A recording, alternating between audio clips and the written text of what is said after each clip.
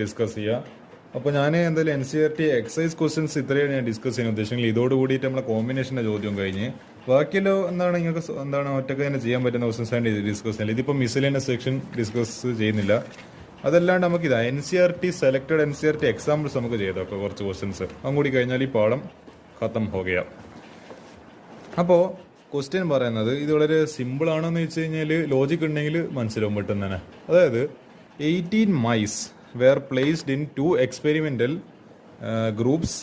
2 experimental ഗ്രൂപ്പ്സിന് 18 മൈസിന് വെച്ചാൽ 1 control group with all group equally large.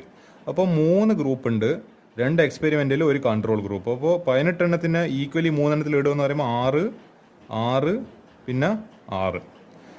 In how many ways can the mice be placed into 3 groups? ഈ 3 ഗ്രൂപ്പ്സിലേക്ക് നമ്മൾ 18 മൈസിന് നമുക്ക് ഏതെല്ലാം രീതിയിൽ arrange ചെയ്യാം.